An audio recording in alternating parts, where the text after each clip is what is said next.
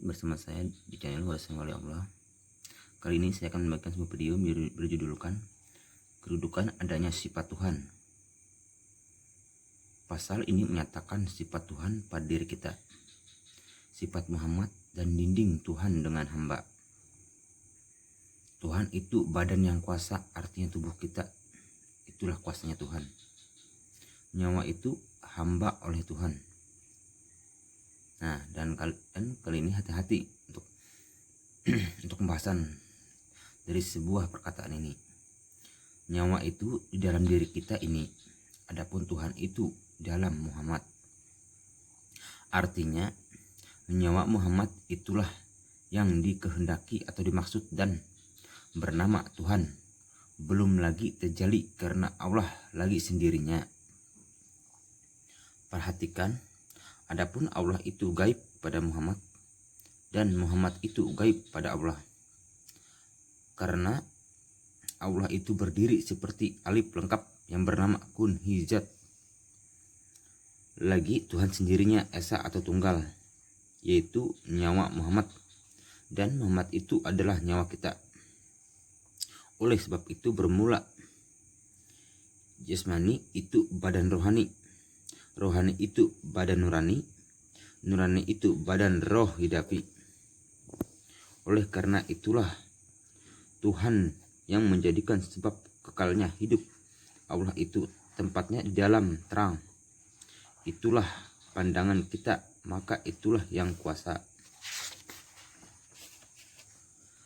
Kuasa pada diri kita ini, itulah alif istighna namanya, yaitu zat yang maha kuasa lagi maha kaya. Dengan demikian, sedang asyik pandang memandang dengan nyawa tidak berkesudahan lagi. Nyawa pun demikian juga tiada berkeputusan dan berkesudahan lagi. Pandang memandang dan pujinya kepada Allah. Sedikit pun tiada lupa Tuhan kepada hambanya. Demikian pula nyawa sedikit pun tiada lupa pandangannya kepada Allah. Inilah gaya makrifat yang membahaya pada memandang seseorang perempuan dalam pandangan mada. Harus dirahasiakan, yaitu seorang bertanya bagaimana makrifat Nabi Muhammad SAW itu. Maka engkau jawab bahwa Nabi Muhammad SAW itu bermakrifat. Apa sebabnya? Karena sekutu dengan Allah. Sebab yang bernama ilallah itu adalah Muhammad juga, karena yang bernama Allah itu Muhammad. Adapun aku di dalam Muhammad dan Muhammad di dalam Rasulullah. Artinya pesuruh Allah ataupun yang melaksanakan jalan Allah untuk contoh dan tauladan bagi umat. Amin. Tatkala Allah gaib dengan sendirinya, maka ia bernama kun hijat. Adapun yang bernama Muhammad itu Allah, yang bernama Allah itu Muhammad, maka dia mesra pada wujud kita ini. Pahamlah kamu. Kalau kamu masih ragu-ragu, bertanyalah kepada kepada ahlinya, dan dalamilah hayati martabat 7. Laksanakanlah.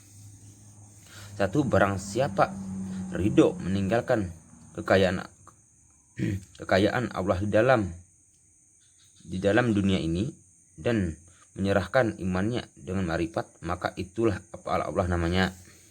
2. Barang siapa ridho menjauhi atau menyudahi kehendaknya dari karunia Allah dengan putus atau ikhlas, maka marifatnya sidik atau benar namanya. 3.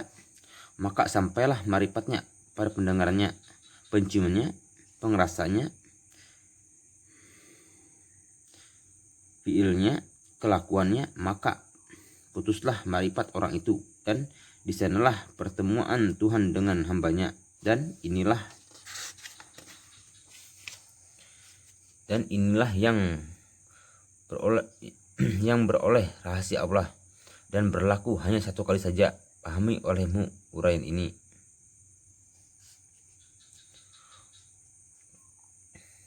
Untuk direnungkan, barang siapa tahu akan pendengar Allah, penglihat Allah, pengrasa Allah, pengenalan Allah dan sebagainya, maka dengan marifatnya itu ia tetap bersekutu dengan Allah dan tiada berhakikat lagi, maka ia jadi kafir.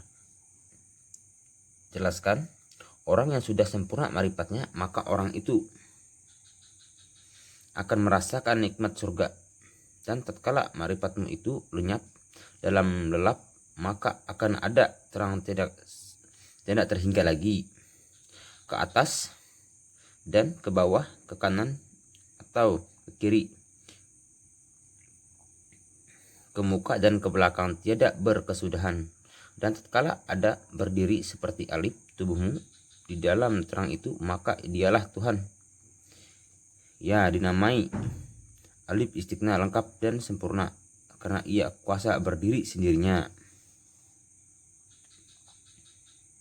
Beginilah sekilas pintas di dalam keadaan lalap dan rahasia akan diserahkannya, maka terjadilah insan itu rahasiaku, aku pun rahasianya. Alhamdulillahirabbil alamin. Assalamualaikum warahmatullahi wabarakatuh.